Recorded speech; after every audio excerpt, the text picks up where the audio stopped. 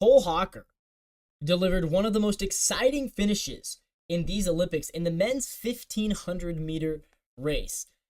The storyline going into this race was about Ingerbritsen and Kerr. So I want to give you the backstory because this is a fun one.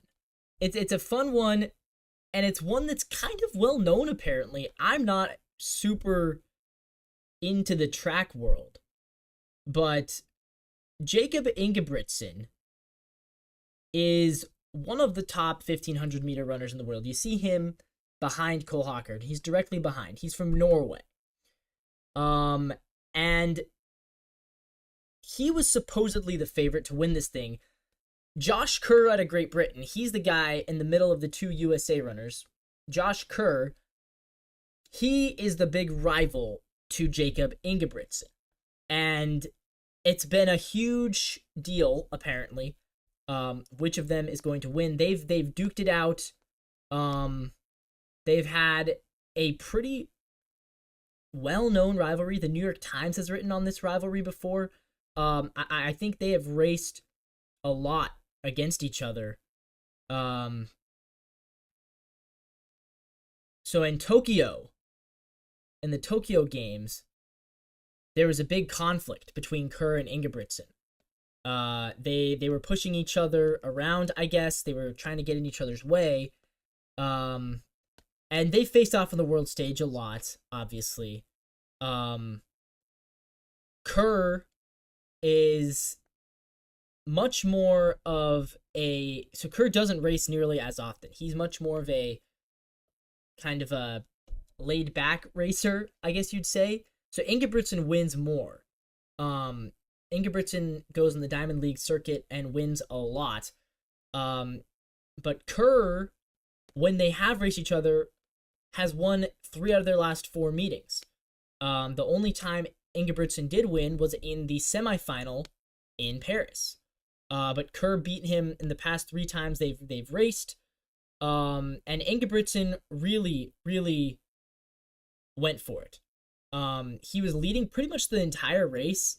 And he was kind of taking it slow a little bit, and then he really picked it up.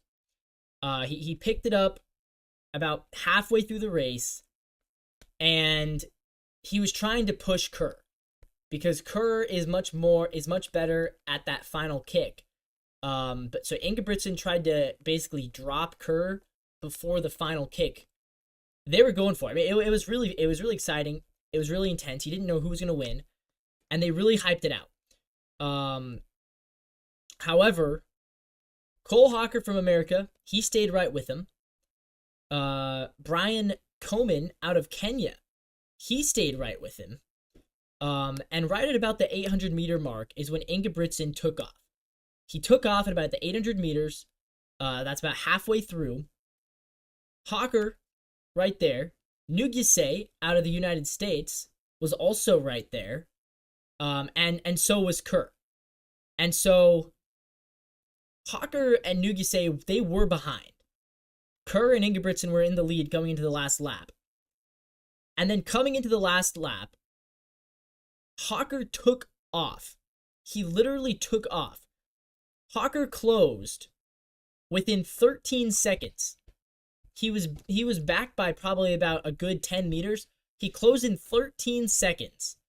He snuck through the middle because Kerr and Ingebrigtsen were right on the middle, and Hocker took the inside lane. Nuguse takes the outside lane. They both passed up Ingebrigtsen, and so Ingebrigtsen, the favorite, winds up in 4th. Cole Hocker with the win for Team USA. Kerr does grab 2nd. And Ingebrigtsen is now officially in a losing streak. So that's his 4th out of 5 losses for him in world international level final races. Ingebrigtsen is going to need to figure something out here. But Team USA, a really impressive finish that Hocker and Nuguse, because they kind of came out of nowhere, and even the announcers were like, whoa, whoa, whoa, here comes Team USA. It was really fun. It was really fun. I want to move on to another new sport.